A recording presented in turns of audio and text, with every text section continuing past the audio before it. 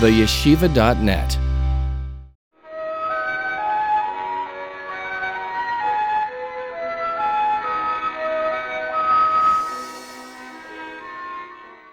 Welcome, everybody, to another Fresh Start Alumni webinar. As I say every time, and I mean it, every one of these are special, unique, and meaningful. And they always take twists and turns that we, frankly, are not sure of ourselves when we start out. But let's see where this goes. Today, we have the honor of having two amazing people. Of course, the world-renowned Rabbi YY Jacobson, who's been with us before and has given us tremendous support and chizuk and healing, along with Dr. Stuart Ablon.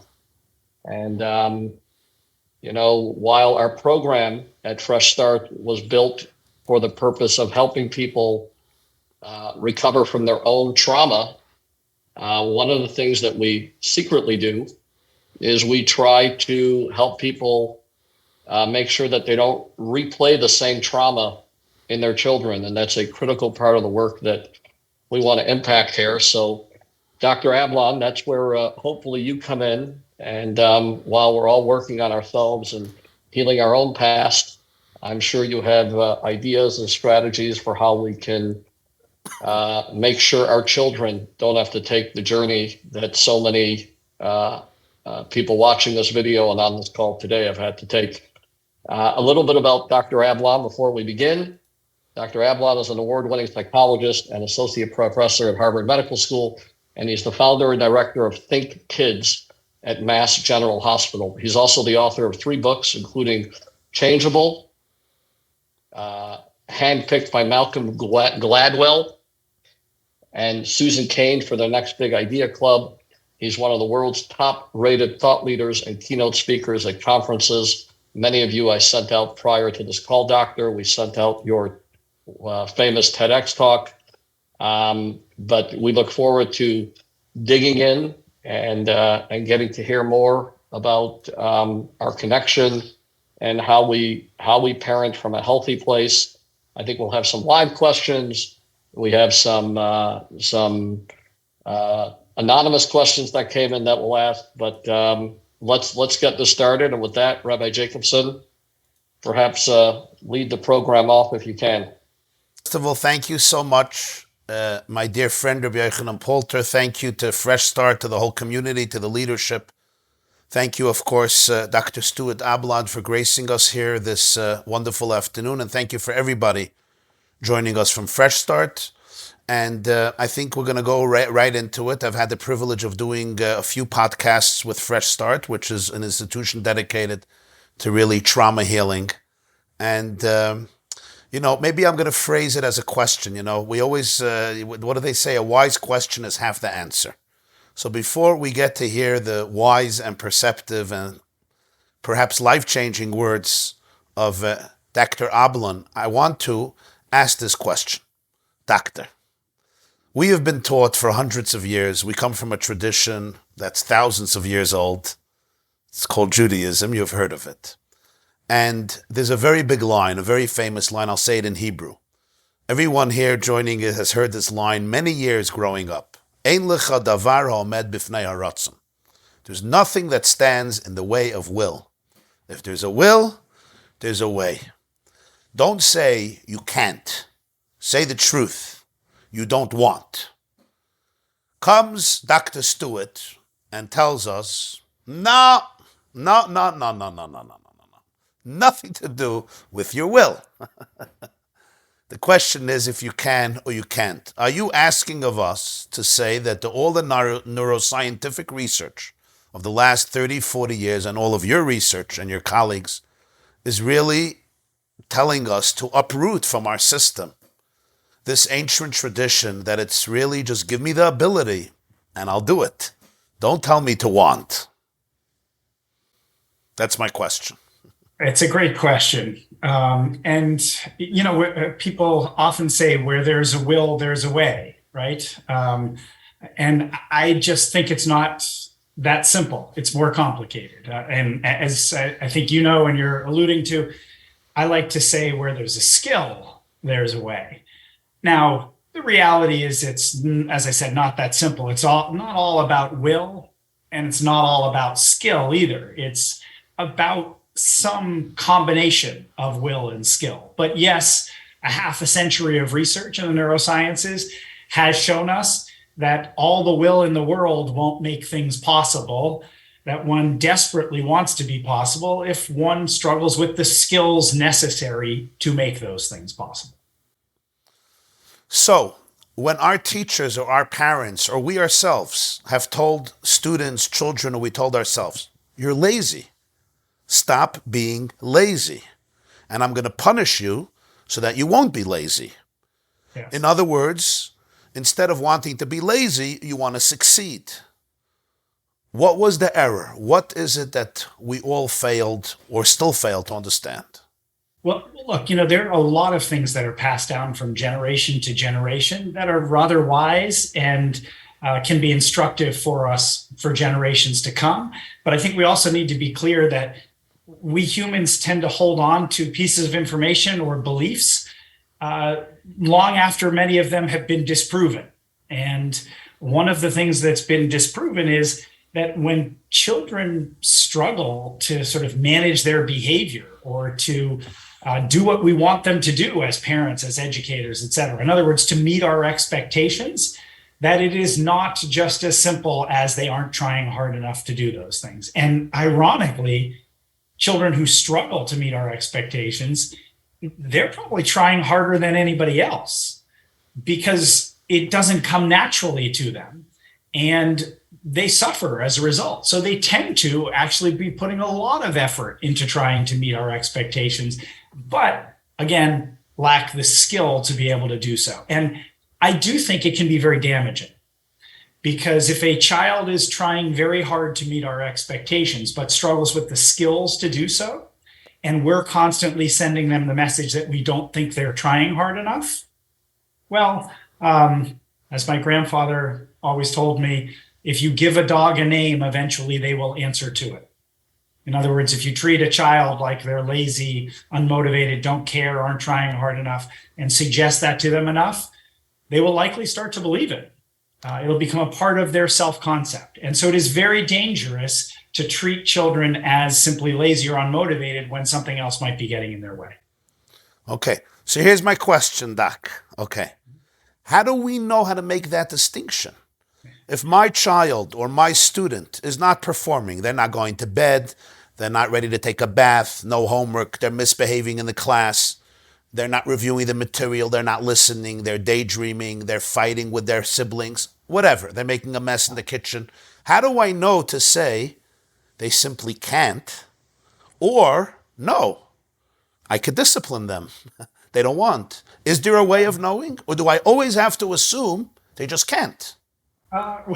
Well, first of all, let's be clear about something is actually, discipline doesn't mean punish. Discipline means to instruct and teach. So I advocate for discipline. I don't advocate for punitive discipline, just to clarify that. But you advocate for discipline that takes into account what skills this child needs to learn. Correct. And look, your question was a great one. How do I know the difference? You're not really going to know. And to be really frank with you, I don't trust our perspective to get the answer to that question right, because we're not coming to it from a calm, well-reasoned place. When we are asked to make that decision, is this student in my classroom, are they just not trying hard enough or are they struggling? We're usually frustrated in that moment with them. So it's much more likely that we are going to interpret that and answer that question from a place of frustration. And what I tell people is, look, the easier thing to do is pick the safer answer. Because let me put it to you this way. If you assume that the child is struggling and treat them in a way that you're trying to help them, and it turns out they just weren't trying hard enough, you haven't lost a lot. However, if you assume that they aren't trying hard enough when actually they're trying extraordinarily hard, but are unable to do it, lack the skill to do so, then you're headed down that dangerous path that I told you about before. You're abusing them, basically. Well, it's strong language, but you're certainly negatively impacting their self-esteem, their self-concept, their understanding of themselves, and you're misleading them because it's wrong.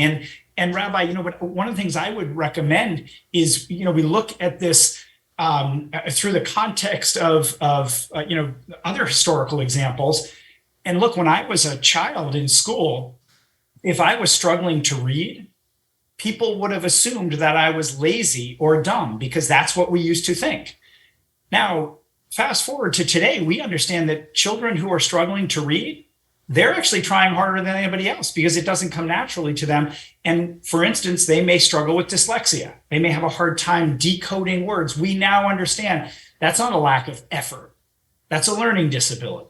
So we used to mistreat those kids, and we lost a lot of them in our schools. Thankfully, I don't think we do that as often. We still do sometimes when it comes to learning disabilities, but we have to make that paradigm shift too when it comes to behavior, because it's the same thing. It's just a different kind of learning disability. Instead of reading and math and writing, people, not just children, who struggle to manage their behavior, they're struggling with other skills. Instead of reading and math and writing, it's things like flexibility, frustration tolerance, problem solving. Those are the skills that kids, students struggle with that affect their ability to meet our expectation, manage their behavior, etc. So I'm a teacher in a classroom, say, and one child is really, so to called, misbehaving. He's disrupting the class. He's bothering other children. He's creating fights. Walk me through that moment. I'm frustrated. I have 25 kids. It's hard. It's hard on a good day. Walk me through. Now that I have learned to expand my horizons, and I don't want to destroy this child. I want to build this child. Right. Walk me through those moments. What am I supposed to do? Well, instead of thinking to yourself, he's just looking for attention or trying to get out of things or things like that leads you to certain interventions that are, mostly around rewards, consequences, punishments, things like that. Instead of that, what I want people to think is this is a child trying their best. Now, if you can do that, you bring an empathic stance, you are much less likely to get agitated yourself. And one of the things we know is there's nothing like, what we call in professional jargon, a dysregulated child to cause an adult to get dysregulated, and then you're off to the races. If you can maintain this mindset that I'm talking about, it helps us to be able to stay calm. Because whatever I suggest a teacher, a parent does in a situation like this, it's not going to be helpful at all if that adult is not able to access the smart part of their brain where that information resides. So the first goal is keeping us adults calm. And that's why a large part of our work is trying to teach this mindset and really teach what we call sort of a philosophy, which is kids do well if they can. Not kids do well if they want to, but kids do well if they can. And if a kid could do well, they would do well. And if they're not doing well, let's remember this is about skill, not will. I've never met a child who prefers doing poorly to doing well. So first is that mindset. Then we can get into, okay, so how do you handle these particular situations? And what do you do so that you can achieve a better outcome? And I'm happy to go there now if you want. Please. Okay. Well, please, you're holding my hand. You're holding my hand. And you're helping me go away from my amygdala and my reptilian brain into my limbic and prefrontal cortex. Correct. So that I could, instead of being triggered by this child and like, you're driving me crazy, and now it's a 5-year-old against another 5-year-old or a 10-year-old against another 10-year-old. Right. You want a 50-year-old talking to a 7-year-old. Exactly. So help me maintain my age. Yes. Well, the first thing that's going to help with that is helping people realize that kids who struggle to manage their behavior, they don't misbehave out of the blue for no apparent reason. It is not with no rhyme or no reason. It happens under predictable circumstances. And when are those predictable circumstances? When they're faced with some demand, dilemma, expectation, problem, situation, you name it, that taps into their lagging skills. So in other words, this is a long-winded way of saying challenging behavior is predictable. And if it's predictable, when's the worst time to try to handle it? In the heat of the moment where you 50-something-year-old is starting to decline and regress back into a much younger age. So the first thing we do is we teach parents, educators, you name it, any adult around a kid, to make a list of, with as much specificity as possible, when, where, under what circumstances, when we ask her to do what, does she struggle? And once we have that list, we're staring at a list of predictable times that she's going to struggle. The worst time to work on them is when those things happen. Let's start getting proactive. And so what we tell people then is, all right, you can identify one of these things at a time, and let's start working on them proactively when the child is calm and when you are calm and have had a chance to prepare for the conversation. Because otherwise, it's just not going to go that well in the heat of the moment, to be honest. We have somebody it looks like who... Oh, go ahead. I muted them. Go ahead. Now, Okay. if I can ask for the 3-minute version. You go to Harvard Medical School. You get into the world of research, obviously, with children and education.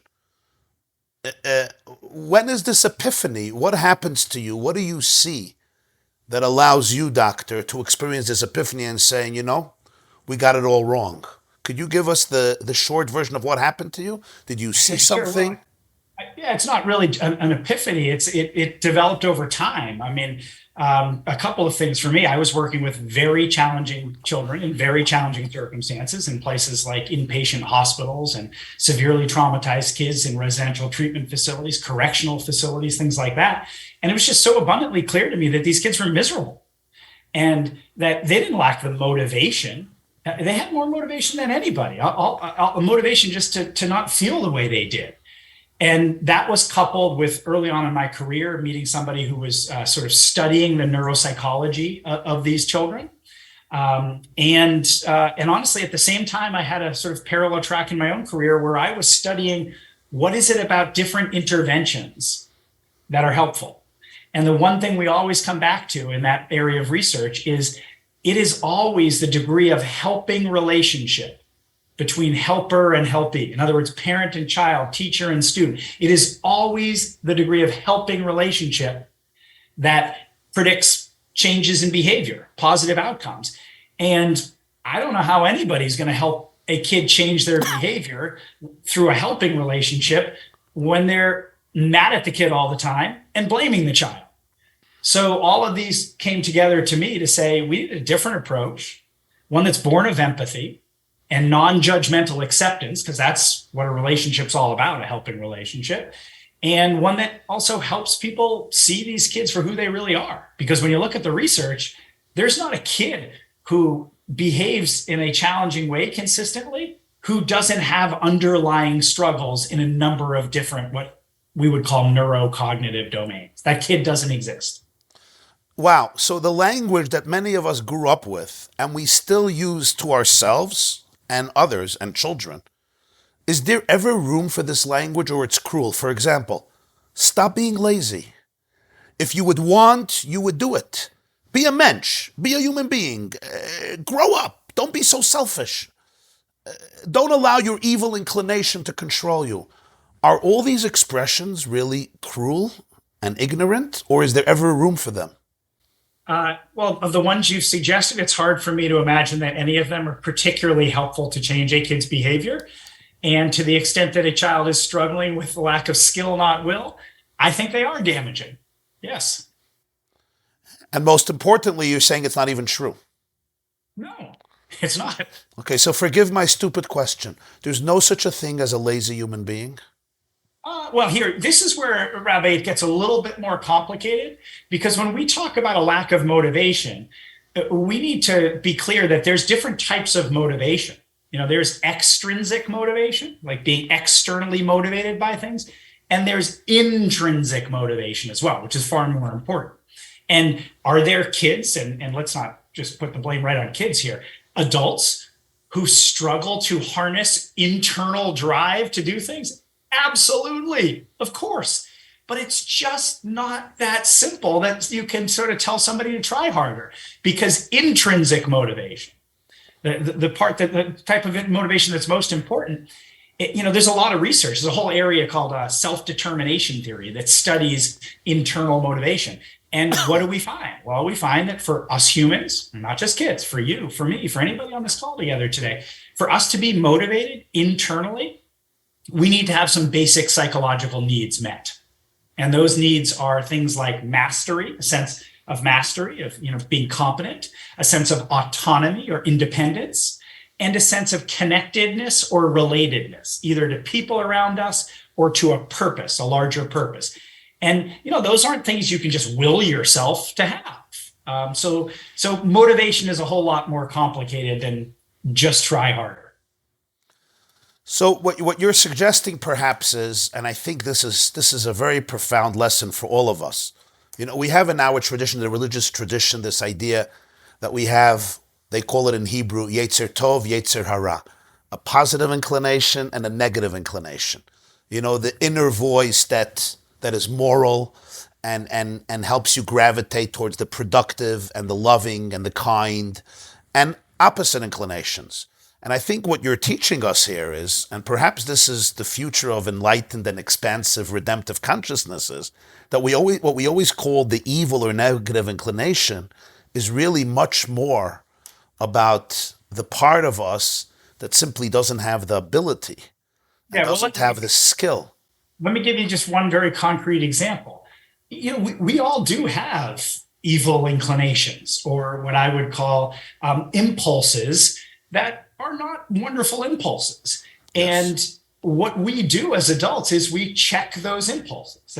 And that's a skill. It's called impulse control. Most 2 and 3-year-olds don't have impulse control. They have lots of inclinations that aren't so wonderful and they act upon them immediately, right? The older we get, if all goes well developmentally, we develop better skills at controlling our impulses. But the impulses haven't gone away. They're there. We control them. I always tell people, imagine that as you go through your day that you did or said the first thing that came to your mind throughout the course of the day. And some people find themselves very amused by this, but most people also realize the world would be a very unpleasant place to be in if we all said and did the first thing that came to our mind. So the inclination's there, but we use skills to, for instance, control those impulses. Now, if I can take it one step further, here's the sad irony. There's a whole bunch of kids who might be 7, let's say, but have a 2-year-old's impulse control. Or maybe they're 15 and have an 8-year-old's impulse control. So there's a developmental lag there. So they do a bunch of stuff they shouldn't do. And then what do we historically do? We punish them, which is sadly ironic because punishments require impulse control to be effective in the first place. In other words, the next time that child's going to do something you don't want them to do, that you punished them for, they need to stop in the moment and say to themselves, okay, wait, if I do that, what's going to happen? Oh, right. I'm going to get that punishment that I got on last Tuesday, which I really didn't like. So instead of doing that thing, I'm going to do something else. In other words, they must have the impulse control to benefit from the consequence in the first place, which is sadly ironic because the kids who get the most consequences are the kids without much impulse control, who can't even benefit from the consequences. Wow. So you're teaching us that all this research is showing us that when I'm relating to my children or my student or any child, I always want to come from a place of really believing in their goodness, in their willingness to do the right thing, the good thing, the productive thing. And if that's not happening, I want to ask, what is bothering them? What is hurting them? Yeah, we want to start from the perspective that kids do well if they can, that all kids want to do well. And if they're not doing well, it's because they're struggling with certain skills required to do well, and or they've got good concerns, perspectives, points of views that need to be heard and need to be understood and need to be taken into consideration as we go about problem solving. And I'm sure we'll get into that in more detail.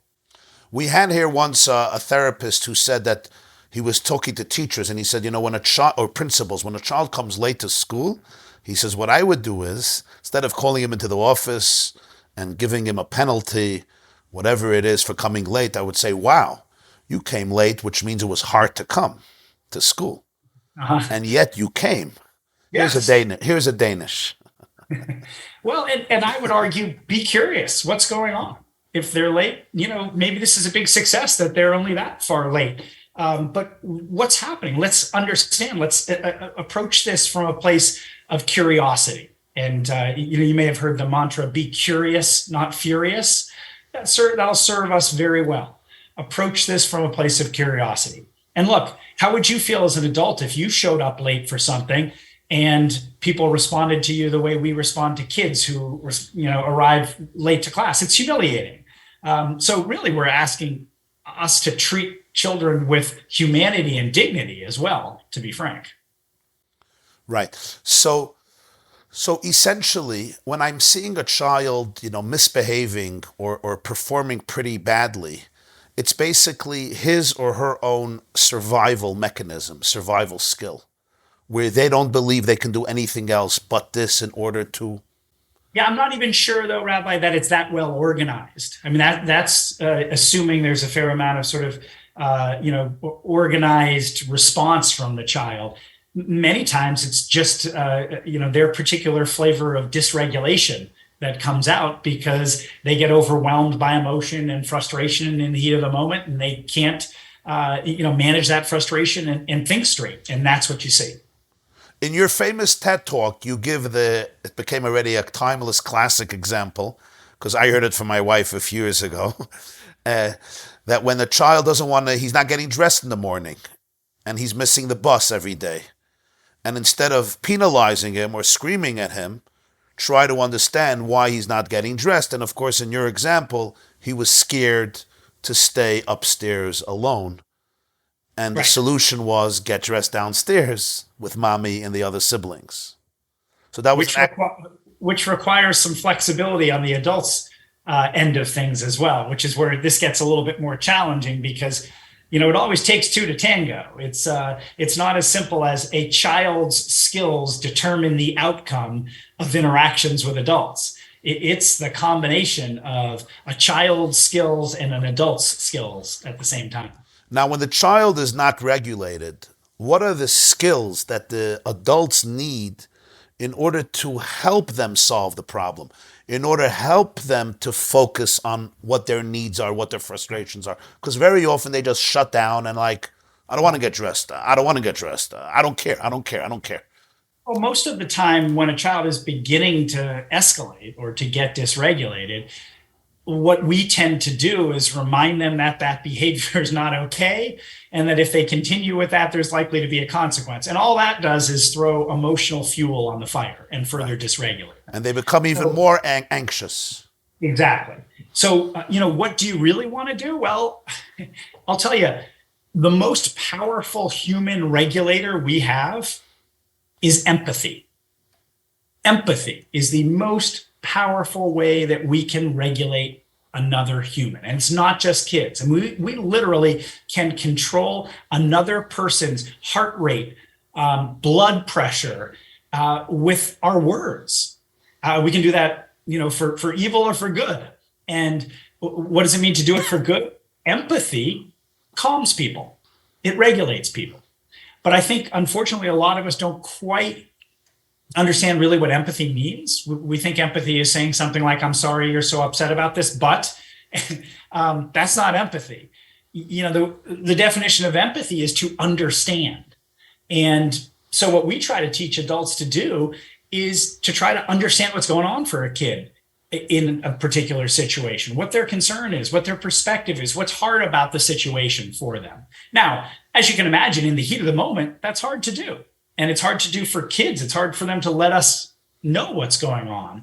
So, a lot of times what you need to do is you need to provide a fair amount of reassurance that this is different than the kinds of interactions they're used to. Because let's be clear, most kids have had a billion exchanges with adults where they get upset and the adult, tells them that's not okay. Yeah. So, kids are, it's understandable that they'd be a little hesitant and wary of what this is going to be like. But, for me, for instance, some of the ways I try to calm kids, my own kids, other kids down, is by letting them know this is not a situation where they're in trouble, where I'm going to try to make them do something, where I'm going to punish them. Instead, what I try to let them know is I just want to understand. And more particularly, I'll say things like, I know there must be an important reason that, fill in the blank, you're not getting dressed, that you haven't come downstairs. I know there must be an important reason that you're late. I know there's an important reason you haven't started your work. And I just want to understand what that's all about. Don't worry, you're not in trouble. I want to understand. Now you can see, Rabbi, how that's also a much easier process, though, when it's outside the heat of the moment, when there's less frustration right there in the room. Maybe in order to be able to exercise the muscle of empathy with our children, we first need to learn how to exercise it towards ourselves.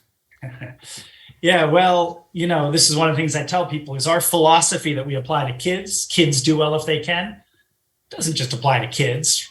Parents do well if they can, educators do well if they can, adults do well if they can. We're all doing the best we can to handle what the world is throwing at us, including our children's behavior, in our best way, given the skills we have. And let's be clear, some of us will struggle with flexibility, frustration tolerance, problem solving, the same skills that I mentioned earlier. And, we've got to work on developing those skills ourselves, but it starts with not beating ourselves up about it and recognizing that, we're doing the best we can and we can develop these skills as well. This is, we sort of skipped by this, but there's some really good news here about this being about skill, not will. Because if it's all about will, you're in this very unpleasant and unproductive place of trying to motivate a kid externally to do things. If this is about skill, skills can be built. And one of the things we've shown with our research is you can build skills, the kind of skills I'm talking about, with kids with severe delays who've been severely traumatized in some of the most challenging circumstances. You can help them build their skills. So we know it's possible with really virtually any kid. Have you found over the years and the decades that, the pushback against your philosophy, has it become weaker? Have you had a lot of pushback? We've had a lot of pushback, and it has become weaker, which is one of the things I take tremendous heart in. And I think that there's much more empathy, compassion, and understanding there than there was when I was in the beginning of my career. Now, that's interesting. I'm sorry. Finish. No, I was just going to say the only thing is I wish I could say, and then as a result, we treat these kids dramatically differently. But, it always happens that once we learn we learn that how we've been thinking about things may be wrong and we've got some new ideas. It still takes quite a while until those new ideas translate into a different behavior from the adults as well. So that's where we're now. I think that the shift in thinking has started to happen, but our practices haven't changed as much as I would hope and need to change a lot more. Well, I think you mentioned this before. When most people experience their own shortcomings, don't we instinctively blame ourselves? Like, what's wrong with me? I'm such a bad person. So maybe if that's my go-to place, that's what I do with my children too. Yeah, and look, I imagine a lot of people who are joining us today, many people can probably think of times where they felt really badly about themselves because they haven't met someone's expectations, including their own expectations, or they've handled something in a way that they really didn't want to handle. And they beat themselves up for it because they think that they're a bad person for handling it that way. And, when you try to approach this through the lens of skill, not will, it affords you some more kindness with yourself that, we're human animals doing our best in this complicated world to exercise skills. And sometimes we can't pull it off. So I got an email from a principal after one of our podcasts, which focused on these types of themes. The principal wrote to me, and I quote almost verbatim, "You are partially responsible for creating a new generation of youth that feels entitlement, they're spoiled, they don't respect their parents and their teachers.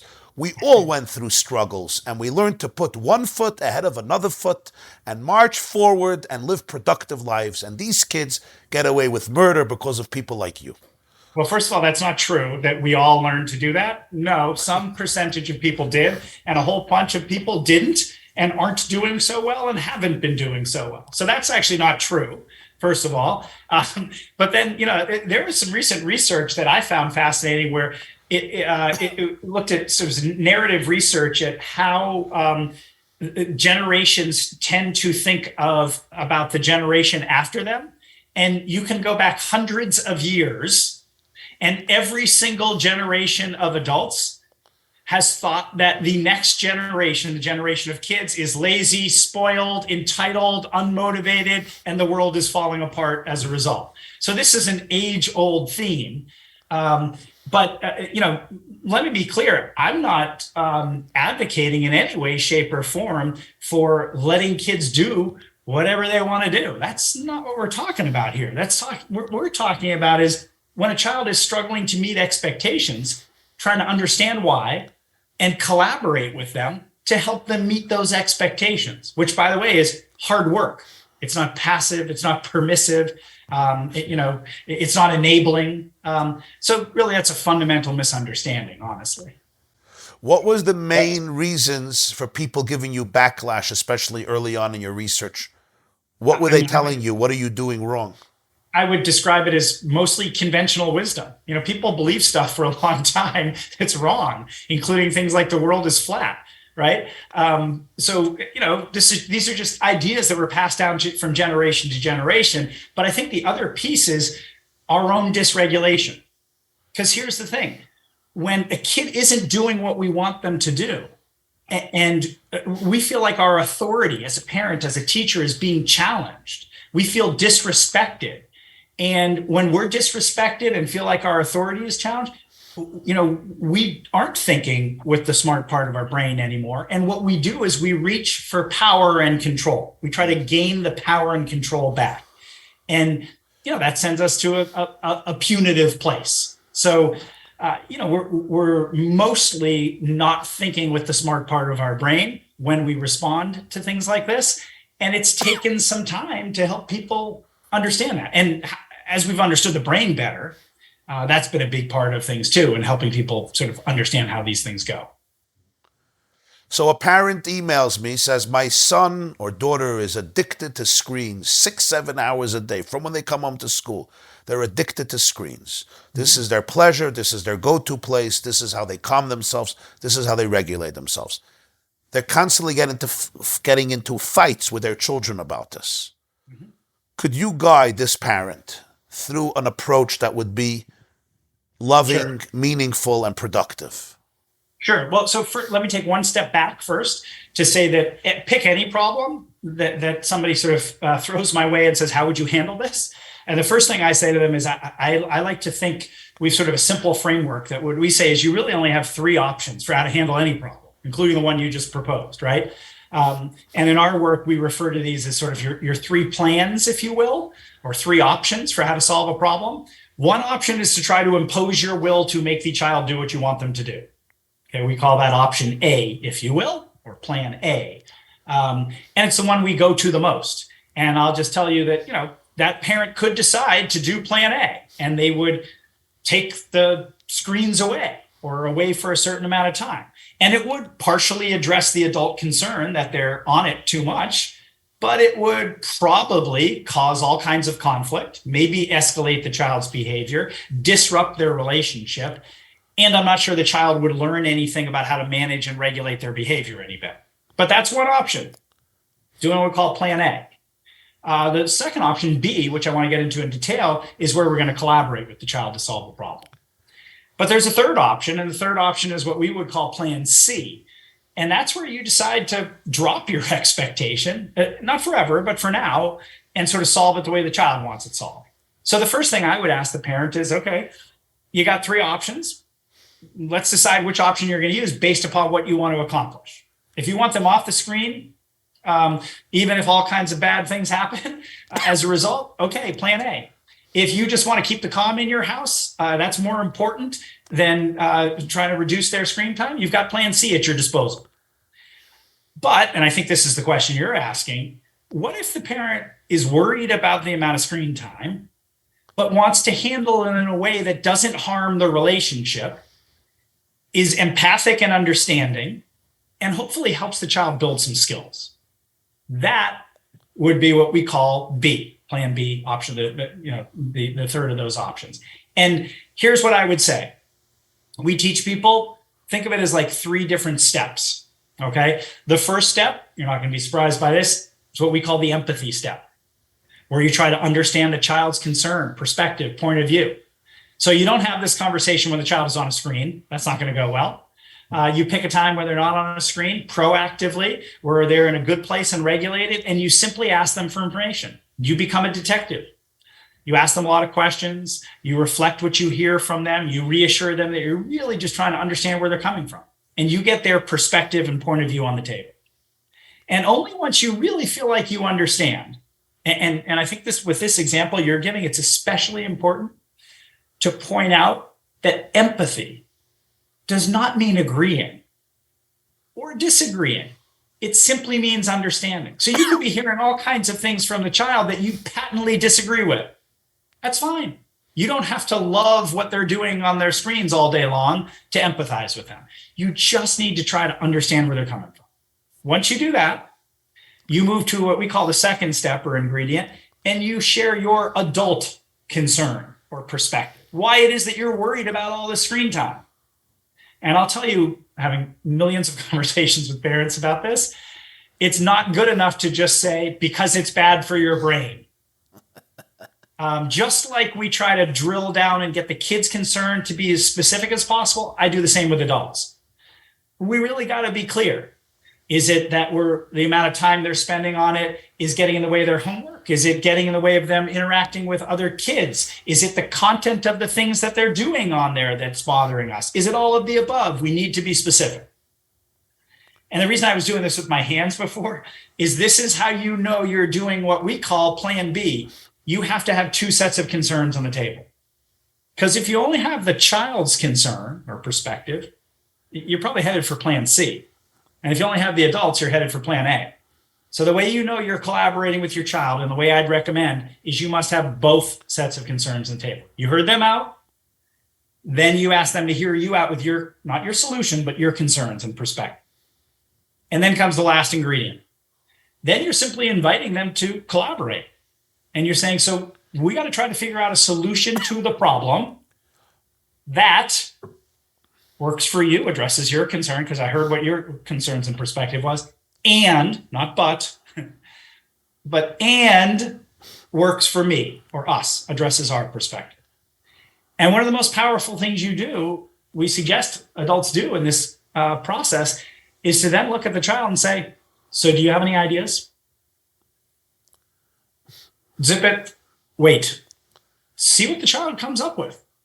And then what you do is you simply walk them through a process, whether they have a great idea, a terrible idea, no ideas, whatever it is, you simply walk them through a process where you're trying to arrive at any solution that is mutually satisfactory, realistic, and doable. And I can tell you with this example you gave, it's not a one-time shot. You're going to have multiple conversations iteratively over time to get to a reasonable, durable, mutually satisfactory solution. But the good news is, if you do that, each conversation you have will be enhancing, not harming the relationship, and asking the child to, guess what?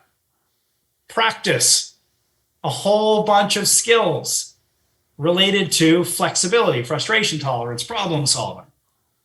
And our research has shown when you do this, you use this kind of process, you not only reduce the behavioral challenges and get your expectations met, but you improve the relationship and you help the child build neurocognitive skills. So I know that was long-winded, Rabbi, but I wanted to give a framework, not just a one-off solution or one-off answer, so that whatever problem people are having, they can think about, how do I apply this sort of three-step process, if you will. Wow. And I just want to re-emphasize something I thought very sensitive and profound. You said that the best way for parents not to get heated and be triggered in an anxious way is by exercising the muscle of empathy, of attributing positive and noble intentions to their children. They're trying the best they can. Correct. And this is very hard if, for instance, Right. even in the course of this conversation, if the child is being disrespectful, Right. Angry, etc., it will trigger us. It'll be very hard to maintain that status. which is why we tell people, repeat the mantra of kids do well if they can in your head again and again and again. Say to yourself, as much as this is making me miserable, I'm sure it's making them as much or more miserable. Kids do well if they can. Try to embrace that. So this child who may be saying some very disgusting or repulsive things about their parents to their face, is it really appropriate to say this child must be struggling with something really, really, really painful to be able to speak this way? Absolutely. So the last thing you want to do is take it personal. Exactly. And they also may feel very misunderstood. I mean, honestly, by the time adults come to an approach like ours and start to utilize it, they've had a lot of conflict. And they've used a lot of what I referred to as plan A in their exchanges with the kid. And each one of those exchanges to the kid has felt like they're being misunderstood. And, that leads to a fair amount of resentment as well. So, resentment can breed some bad behavior too. So Rabbi YY, we got some interesting live questions I want to jump into. This is incredible, but on some of the topics you mentioned, we could probably, Dr. Ablon, did we book an hour and a half or a week and a half? I don't remember offhand which one. An hour and a half for starters. A year and a half. A year and a half. Can I ask Dr. Ablon one more question before we go to anybody's questions? One last question. Since especially Fresh Start deals with so much trauma, you have seen, I don't know how many, you want to give us a number of how many children you have seen over the years? Is there such a number? May I ask? For me? Oh boy. I don't know, because I have my own practice for the last, several decades, but I also do a tremendous amount of teaching and consulting and implementing in all kinds of systems. So, I can't put a number to that. I know we reach hundreds of thousands of kids and families a year. Right. So it's important to emphasize this, that Dr. Ablon is coming from experience with hundreds and thousands of children. It's not that he spoke to 5 children over 40 years. Just important to put that out because, some people are going to argue, where did he get his experience? But I wanted to ask you, dealing so many years with trauma and seeing children who are traumatized, I want to ask 2 questions. Could you maybe tell us 2 or 3 or 1 stories of, number 1, how you identify a child who's suffering from trauma, and number 2, how did you get to their heart? Could you tell us maybe some of your hardest, most complex, maybe most painful cases where you really struggled, but you broke through to their soul? Sure. Look, first thing to know is any kind of trauma, whether it's chronic stress or discrete traumatic events, those impact brain development. And now that we know enough about the brain, what we realize is that the ways that trauma and chronic stress, toxic stress, impacts brain development is it delays development in the areas of the brain that do just the kinds of things I was talking about earlier, help us be flexible, tolerate frustration, problem solve. So, there's a lot of work out there these days talking about how to be trauma sensitive or trauma informed. The most important thing you got to realize is that utilizing power and control to try to manipulate somebody's behavior is the polar opposite of how you want to respond to somebody who has developmental trauma. And instead, what you're trying to do is you're trying to actually reduce the power differential that is so dysregulating to people who've been traumatized, but without losing authority. I think this approach is one way to do that, is to maintain our adult authority, but to not do it by leveraging power and control. Now, I know there's a lot of questions, so I don't want to drone on too long here, but you did ask me for an example. And, I'm thinking to myself, I have a very recent example of and somebody wrote in here in the chat about that this all could apply to ourselves, to adult and children. I've been working with a 30-year-old man who, when I was asked to consult with him, he hadn't left his bedroom in quite some time. This is a 30-year-old blind man who hadn't left his bedroom in a long time and barely got dressed most days. Wasn't keeping up with any personal hygiene, had recently been hospitalized. And I had to go to his home to meet with him because he wouldn't leave his bedroom, much less his house. The first times I tried to talk with him, he told me to leave. And he told me in no uncertain times to get the hell out of there. And I tried to practice what I preached. And I empathized with that he wanted me to get out of there, tried to ask him some questions about why. He wasn't ready to tell me, so I left. And I kept coming back and back and back. And sometimes those meetings lasted 30 seconds. And sometimes they ended up lasting 5 or 10 minutes, 15 minutes, 20 minutes. I'll tell you what, he just had an incredible holiday season. This is 1 year later. And he was laughing with me in my last appointment with him about how he used to yell, "Dr. Ablon can leave now." And he used to try to chase me around. And fortunately, I had a little bit of a head start since he was blind, so I could quickly get out of the way before he tried to attack me. And now he fills me in on what's going on for him. And basically, it's because I think I've created a sense of trust with him. And the worst thing to do with anybody with a trauma history is to sort of run roughshod over their concerns, their point of view, to not listen and respond to what they're telling you they need. So, in short, listen hard, don't impose your will, be curious, and invite people to the table to solve problems in a way that they're comfortable with, in a time frame they're comfortable with. And the same applies to things like school refusal. I've got a 6-year-old I'm working with now who was refusing to go to school. Actually, interesting, a family who moved back to Israel, and 1 year later moved back to Boston again. And a child who'd been struggling in school, who had then figured it out, was doing well. It all fell apart again. And when she came back to her school in the States here, and she refused to go to school. And in essence, I used the same kind of a process with her. Told her, I'm not going to make you go to school. Clearly, there's things about going to school that are too overwhelming for you right now. So we're not going to force you. No plan A here. I really just want to understand what it is. And I promise you that I'm not going to try to make you go to school. The only time I'll say to you, I think it's time to go to school, is when you tell me that you feel like what you're worried about, your concerns, that those are addressed and you feel comfortable doing that. Then we'll entertain it, but not until then. So can you fill me in what's going on?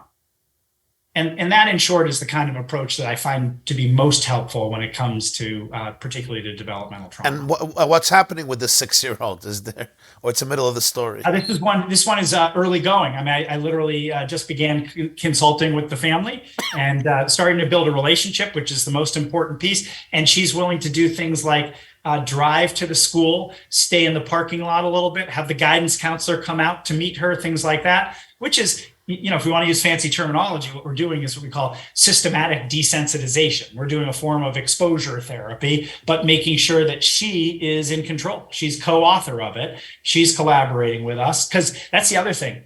Control is so important for people who've been traumatized. Now, what's interesting is if you give somebody who's been traumatized sort of sole control over a process, that can be overwhelming too. So what we try to do in our approach is give a kid a lot of control without sole responsibility for the process. And that's why it's collaborative, but they've got a lot of control. They're co-authors. I just want to chime in on the chat. Joseph was mentioning about teachers and parents not being aware. At the end of this, we'll have Dr. Ablon just give a 90-second elevator pitch on his work at Think Kids, because they have programs built exactly for that, of bringing the awareness and the tools to both the educational system as well as parents, et cetera. But we'll get to that towards the end of this call. But Fremit, are you there now? Yes. Hi. Okay. Thank you so much. My question is, I believe in giving children a choice, like you said a lot. I do it with my kids all the time. I let them be in control of their lives, and I give them choices and I'm trying to advise them, and I don't have to control their life and shape them. It's not my job. It's my job to put them in the right direction. My question is, how do I know when it comes to like kids these days, they have little respect, and the way I was brought up is that it's all about respect, right? But when do I know if it's my triggers coming in the way or my child being disrespectful? It's because I have so many times, I have preteens, teenagers, and it's like, okay, I know that I'm being triggered a lot by their behaviors, but also they need to be more respectful. Like, how do I juggle? Where do I know where I start and I finish, and when it's the child? Yes. Well, you do want to be empathic and understanding, but you also have a very important concern, which is that they not behave in disrespectful ways. And it's not just disrespectful ways out in the world, but to you as their parent. I mean, that's a reasonable, very okay perspective and concern to have. And so when I was walking through that process of how to collaborate with a child, and you get to the point where you get to raise your concern, that's the time where you say, what I'm worried about is that I feel like when you say or do these things like that, it doesn't feel respectful to me. I feel disrespected by that. And I imagine that you don't want to disrespect your mother, but it must be a struggle for you. So we need to come up with solutions to address your concerns and so that your behavior isn't disrespectful to me. So in other words, you can pursue respectful behavior collaboratively with your children. But one thing I just want to also clarify is just be careful. Giving your child choices, though, is not necessarily what I would call that plan B process, because you can actually give kids choices and still be doing what I call plan A. I actually call it multiple choice plan A, which is you could be saying to a child, here are the options, you get to choose. That's not really what I'm prescribing in terms of a problem solving process, because you want them helping to do the thinking to come up with the solutions as well. And they're going to be much more invested in those solutions, because if you hand down the options, they're less invested. And the reality is you might get less respectful behavior when they feel like they're just being they're on the receiving end of the options in front of them. Mm-hmm. So it's not choice. It's what? Look, I don't know. I'm not exactly clear why a child would choose to disrespect their mother on a recurrent basis, unless they had good concerns and perspectives they feel were not being heard and listened to, or struggled with the skills necessary to be respectful. See, that's a really important piece here. Respect is not just a choice. Respect involves a whole bunch of skills, including what I described before as impulse control. I mean, I'm sure you've been in situations where your impulse is to say something rather disrespectful to your own children or to someone else. I know I have, but I utilize the skill of, oh, don't say that. That would not be a kind thing to say to that person, even though I'm feeling that way. How can I say what I'm trying to say in a way that's going to be more kind and respectful? That involves a whole host of what we call self-regulation skills, language and communication skills, emotion regulation skills. So it's not just a choice. Even respect, just like compliance, is determined by skill, not will. I can see it very clearly. It's skill that needs, sometimes a 14-year-old needs to just learn the skill how to, when it comes to being respectful, because they don't, yes, they think that they have their own mind, but at the end of the day, they're only 14 years old and they need guidance. They have a developmental push at that age to seek out independence. And sometimes it's really hard to have this sort of strong drive for autonomy and independence and to be able to pursue those things in a way that doesn't come across as disrespectful. And that's why adolescents tend to be a bit more disrespectful than even much younger children.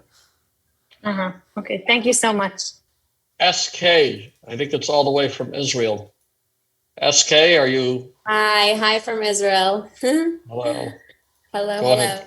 Thank you so much. This is so great always. I feel so spoiled when we have these thingies. Anyway, so I have something for Rabbi YY and I have something for Dr. Stuart. So I just want to quickly say my situation. I was at Fresh Start obviously for a reason. So I had a very hard childhood. A lot of attachment trauma. And then God blessed me with 2 special needs kids. I have 4. Sorry. You don't have to apologize. You don't have to apologize. It's fine. I know. Okay. I know this has to. You could has cry. to roll. So basically, what I want from Rabbi YY is cheduk, and I just want to say a little bit what's going on, and I want to hear what Dr. Stuart has to say on such a situation. So I listened to your TED thingy I probably cried through it because these things always are very like, I don't know, I don't go for every speaker, but it was amazing. It was one of these like amazing. So first of all, anyways, it was really amazing, very touching and very like truthful, very like, also like, I think these when I have these aha moments, it kind of like, it like gives me like answers to like what I didn't have. And I was, I don't know if I was dyslexic, but I was a school dropout, not because I wanted to, but because I couldn't, like you said. And no one ever made sense about it for me. Like I made sense like much later on. Like I slowly, I'm 32 now, but I slowly can make peace with it. It wasn't my fault. So I understand everything. Like your TED Talk, I understood it. I'm a person, like I understand intellectually. I love these things, and like I love truth, and it just goes in, and I'm like, wow. My thing is, I get so stimulated from truth, like I get very excited. And Yochanan for sure remembers me from Fresh Start. I was very like, I learned it all went in very fast and very deep, and I processed very deeply like the healing and the information. But I got stuck with, I had such a hard time regulating from that excitement, I was like on a high, like I was on drugs from the, like, just from the healing. It was amazing. But I like I got better since Fresh Start, but I feel like this is just still there, like the stimulation of like just the information, just like the grasping things. And so really my question is like this. It's not really a question. It's just like, I want to hear what you have to say for me. Like, basically, like for me, it's just, things are in a slow pace because I have one, my oldest is with autism. It's high functioning, but he has autism. And my 6-year-old is with ADHD and the pandas. I don't know if you know how much you know about pandas. He's really like, really, really wild and picks up knives, like the worst. And as you can imagine, like I'm a highly sensitive person, number one, and still doing trauma healing. So you could imagine how it must look sometimes. I just have to retreat. Many times I just have to retreat. And then my husband has to take over, and he's not as inspired as me. And for me, sometimes listening, even through the closed door, hearing the sounds, I don't think it's so terrible, but my PTSD just goes into like fire. Like I just like hear a little bit raised voices. It puts me into fight and flight. And I just like, you could imagine. So like just the situation, like I'm the person, I want to be perfect. I understand it so well, and I want to do it so well, but just my trauma is like, it's just like making it so hard. And I just want to know, you probably said a lot of stuff like now while you were talking, but I like listening to me and seeing, and probably other people here might have similar experience, because the trauma just like, it just I think, Shady, let me just chime in. I think what you're trying to say is when our own trauma and our own journey and our own healing and our own recovery,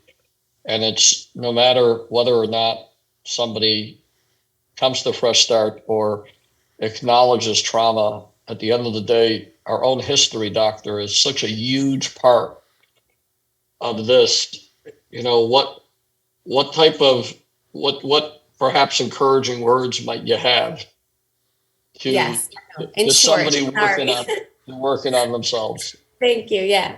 Go ahead, Doc. Well, look, I think, thank you for sharing all that. And it sounds to me like part of the reason things like this are hitting you so powerfully is because of the real personal resonance for you. It's not, you know, you're seeing this as you look at your own children and with some of the challenges they have, but through the lens of your own personal experience of, you know, being really misunderstood and likely, I don't know, but likely rather mistreated as a result. And that kind of epiphany is very powerful, but it's also overwhelming because you have a rush of thoughts and feelings about what happened, what could have been differently, et cetera. So it's rather overwhelming. And I think making sure that you have enough time and space, ideally, with professional assistance to walk through your own personal experience. And I guess, encouraging words. I have a good friend and colleague of mine that I work closely with, who's sort of one of the most renowned experts on trauma internationally. His name's Dr. Bruce Perry. And he wrote a book recently that is very accessible. He wrote it with Oprah Winfrey, called What Happened to You? And I think you should pick up a copy of that book, What Happened to You? I think it would mean a lot and be rather helpful. But one of the things I want to draw your attention to that he'll talk about in there is what he's referred to as a bit of post-traumatic wisdom, as opposed to post-traumatic stress. Wow. That coming out of trauma, there are epiphanies, a level of understanding, a wisdom that one can't achieve without having experienced those things. And from listening to you briefly, I think that you'll be able to bring a fair amount of that post-traumatic wisdom to the parenting of what sounds like very challenging children as well. So that's something that your experience can bring that's going to be overwhelmingly positive in the lives of your children. So check that out. I see Rabbi YY's face just lit up there, Rabbi YY. I'm sure there's something you're going to add to that. No, I'm in middle of reading the book. Reading the book. It's near my bed. Yeah. What happened to you? What happened to you? And the way Dr. Perry puts it is, instead of asking the child or yourself the question, what's wrong with you? You should ask, what happened to you? I thought that was beautiful. Don't say what's wrong with you. It's really what we're hearing today from Dr. Stewart. Instead of saying what's wrong with you, you're so sick, you're crazy, you're bad, you're horrible. Wonder what happened to you. I just thought that was a very powerful The other piece that I would call your attention to in that book is he'll talk a lot about how you need to regulate somebody before they'll be in a position to relate to you, before you can reason together, because that's how our brains work. Regulate, relate, reason, sort of moving up the brain. And the reason he and I do a lot of teaching together is that process that I was sharing with the group earlier. Empathize, share your concern, invite the child to collaborate. That's a way to operationalize, to put into practical practice, regulate, relate, reason. You regulate through empathy. You invite the child to relate to you by sharing your concern. And then ultimately, by inviting them to collaborate, you're asking them to reason with you. And if at any point in that process, while you're trying to move up their brain, if they sort of get dysregulated and go back to their brainstem, you just go right back to that first ingredient I told you about and re-empathize. Remind them that you haven't lost sight of their concern, their perspective, what you learned from them before sort of moving back up the brain again. If I may just add something, I thought there was an incredible story Dr. Perry shares in the book. And that is, just very briefly, it was so telling. There was a child who was abused by his father. His father is in prison. And the child was doing well, but at one school particularly, with one teacher, the child lost it. And the child became a menace, and everyone was blaming the child for the terrible behavior. And this, Dr. Bruce went to see the father in prison, and he smelled his deodorant. And he asked the teacher what deodorant he uses. And it turned out to be the same. So I understand that when this child went into the classroom of this teacher, the smell of his teacher's deodorant triggered his nervous system and told him there's a lion in the room, because he was already preparing for his father's horrible abuse. Do you understand? And interestingly, olfactory memories stimulated by smell are some of the most powerful ones that we have. So this child basically was prepared. For this child, the teacher wasn't a teacher. The teacher was a monster. And there's all kinds of ways that trauma can trigger a response from us where we're not acting out of reason anymore. So. Do you want me, I'm curious, in the chat here, I've been reading a bunch of things. Do you want me, Jonathan, to try to respond to some of the things in the chat? Well, yeah, I mean, so I want to ask one side question that came in. Mm-hmm. It's a little outside, but it comes in a lot, and I'm curious if you have any data or what to say on it. The question is, as far as children are concerned, Is it better to stay married in an abusive marriage, or is it better to get divorced? And I know this is a loaded question. It's And loaded in the sense Rabbi, that it's very hard to answer questions like that in generalities, because knowing the particular circumstances of a situation are crucial to being able to give good advice, particularly clinical advice. As it relates to a generality, I would say that the damage done by staying in an abusive relationship to you and the children will generally far outweigh the challenges of family splitting up. So, if I had to answer that question in generality, I would say the damage done by staying would be worse. Okay, yeah, I think it was just generality. We do have one more live one, and then we're going to move to wrap up, actually. MP, are you there? MP? Yes. Go ahead. I think that Rabbi YY and Dr. Ablon touched on this, but I've noticed in my own teenager and a relative's teenager what seems like a foundational issue, that they want the world to conform to them instead of them working with the standards and the way the world works. And parents, teachers, professionals, quote unquote, tend to, from what I've learned and seen, they tend to sort of their go-to is, we have to teach this kid to conform to the world. Otherwise, they're not going to be successful in life. And this really hits me like pretty deeply. And yet it's so outside of the box to not have this thought process. My real question is, how do we work with this? Right. Well, it's when you put it that way, it's sort of ironic, right? Because the thought is that kids need to learn how to deal with the world as it is. In other words, they need to develop cognitive flexibility. And the way we are going to help them develop flexibility is by towing the line and being inflexible.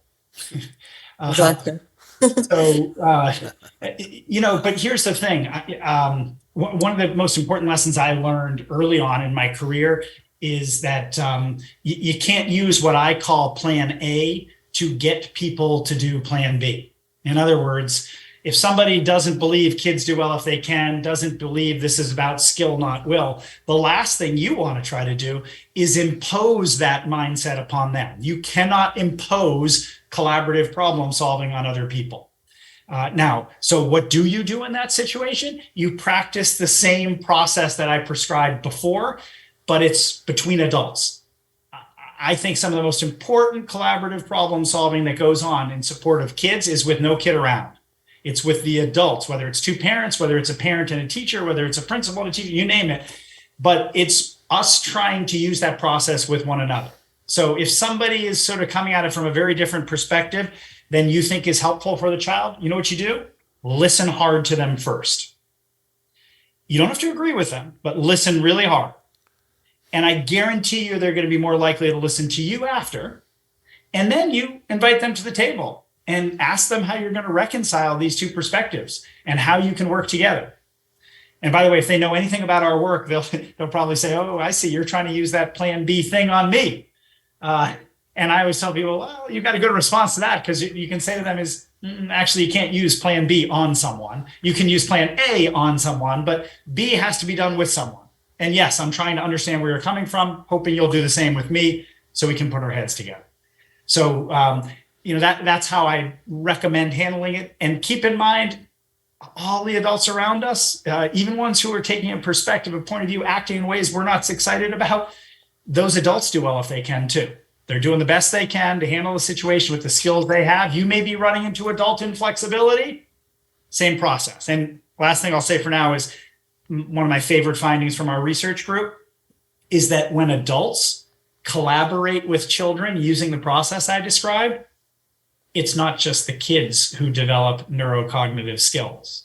The adults do too. We adults, you can change, you can teach an old dog new tricks. We get better at things like perspective taking, empathizing, flexible thinking, problem solving, if we practice as well. So quick follow-up to that is I'm really struggling with this aspect. What do you suggest as tools and I'm working really hard on doing this. My own issues overwhelm and stuff get in the way, and just plain lack of skill, like you're talking about. So, No, how do So, we doctor, increase our doctor, maybe, skills? doctor, maybe we can also use this opportunity to share briefly some resources, specifically what does Think Kids do? What does your program do? Who can help? Thank Sure. you. Yeah, I'll be happy to. Thank you. So Think Kids is the program that I run, which is in the Department of Psychiatry here in Boston at Massachusetts General Hospital. And what we do is we try to teach this approach to people all over the world. And we teach, it started as a parenting approach in the late 90s.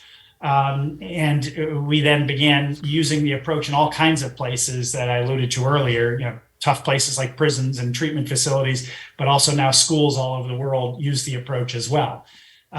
So our job at Think Kids is to teach people this approach. So if you go to thinkkids.org, here, I'll put it in the chat for people. Thinkkids.org is where you find us on the web. And there's all kinds of resources there. Let me mention a few.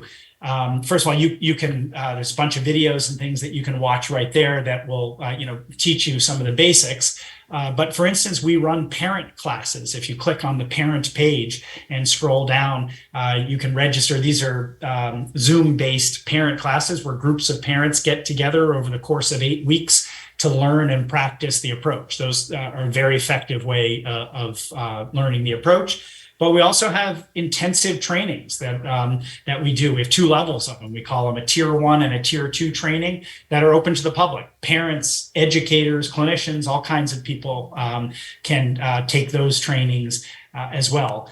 And then, there's a bunch of additional resources depending on sort of where you're looking to apply this. So if you're interested in schools, I wrote a book called The School Discipline Fix. That's a curriculum for schools. If you're interested more in your own, how you apply this to yourself in your own life with your adult relationships, your colleagues, the book Changeable that was mentioned earlier is a good resource. And both those books are on audiobook as well. So if you prefer to listen along as well. And you'll, on the website at Think Kids, you'll find all kinds of other resources as well, including resources, in different parts of the world as well that people can access, including, experts who are certified in the approach. So Rabbi, thank you, Doctor. Rabbi YY and Dr. Ablon, before we wind down, Rabbi YY, perhaps we can start with you. This has been incredible. It always is, but this is very special. Rabbi YY, perhaps some sort of wrap-up thoughts, and then we'll ask Dr. Ablon to share some final thoughts, along with a commitment from you, Dr. Ablon, that we'll do this again. Except this time I'm not going to wait 2.5 years. We'll do it sooner. But that's not plan A, is it, Jonathan? No. And I don't know what it is. That's true. You're right. Okay, No, we'll take this conversation offline. That's just a request. No, I'd be happy to join you all again. I've enjoyed this, and I hope it has been helpful and will prove helpful to folks. It has. Rabbi YY, go ahead. Yeah, first of all, I just want to thank Dr. Ablon profoundly and express my profound gratitude, our profound gratitude for your sharing this time with us, and most importantly, your wisdom and your empathetic wisdom and your perspectives learned, through blood, sweat, and tears over so many decades. So thank you for that. And I just want to share with everybody, just one perspective that we've learned in the Jewish sacred texts that I think really comes to the fore, and we can really experience and relate to it, resonates when we hear a discussion like this from Dr. Ablon, and that is, one of the great ideas in Judaism is that children are not just here to be educated, but children are here to educate us. And the last prophecy of the Hebrew Bible, the prophet Malachi, he finishes off his prophecy. This was like the last prophetic message to the Jewish people, is that there will come a day when Veheshiv lev avot al banim al yidei banim, the parents will be restored emotionally through the children. And I think what we learn from this so deeply is that our great role in educating our children is not just educating our children. It's really first and foremost educating ourselves. It's really working on ourselves. It's really expanding our own horizons, confronting our own traumas, our own insecurities, our own skeletons and fears and demons, and really going into the depth of our souls. And that empowers us to be able to be the parents that we're capable of being. So I think, we ought to be grateful to our children because they put us through the ringer a lot. But I think they do it for us, ultimately, consciously or subconsciously. They help us become incredible human beings. And I think all of us, through our children and through our struggles with our children, have become much, much better people if we're only open to learn and to discover. And, I think we should be thankful for that and just keep our eye on the target of having the humility and the courage to be able to go much deeper into ourselves. And I think the second thing we learn from this is that history is progressing, and we're really reaching a space where we're discovering that what we always called evil and dark and toxic and negative is really much more sophisticated than that. It's not that we're evil or our children are evil. It's really a lack of understanding who we are. When I am blocked to my potential, when I am blocked to my light and my resources, I may become that horrible person. But really at the core, there is so much goodness and holiness and beauty. And when we give a person the ability to shine by taking away the blockages, they shine. So really a much more genuine definition of evil is blockages to your true inner self. So thank you for that. Well, thank you for those are great summaries, and you're hitting upon, again, the most important piece, I think, which is just how we think about people and their behavior, and keeping in mind that people do well if they can, and it's about skill, not will. And I would second your first point as well, which is, I'm very thankful to the extraordinarily challenging children that I've been able to work with, because I think what they've taught me is a better way to parent, teach, raise all children. Because the reality is, there are kids with good skills who are very compliant. They don't cause difficulty, but they let us get away with a form of parenting and teaching that I don't think moves us along. Because ultimately, I think with those kids, we get away with using our power, and we teach the next generation of adults that when there's a problem, the more bigger, stronger person's going to win. Might makes right. And these kids who really challenge us, they've taught me that there's a better way, and that we can teach the next generation of adults that when there's a problem, the best solution is collaboration. Work hard to understand each other. And imagine a day when there's a whole generation of adults, when faced with problems, their first instinct is not to reach for power, but to say, help me understand. And that's quite a gift to be given by these kids. So thank you for that reflection. Thank you all for having me. I do hope it's been helpful, and I look forward to connecting with you all in the future. The last question is how we get Vladimir Putin to have an appointment with you. Well, in the end of my last book, I talked about, I think there's lessons to be learned in all kinds of places on the world stage when it comes to some of the things we've discussed today. So one can hope. Well, he did. Rabbi YY, Vladimir would have to come to Fresh Start first to really work on some deep wounds. Then we can put him with Dr. Ablon. Thank you again, Rabbi YY. Thank you, all of our alumni. Thank you, Dr. Ablon. This has been incredible. We will take it. I'm sure we'll continue this and do another round. Have a wonderful day, everybody. Thank you again for joining. Thank you. Yeah, everybody. Bye-bye. Bye-bye. TheYeshiva.net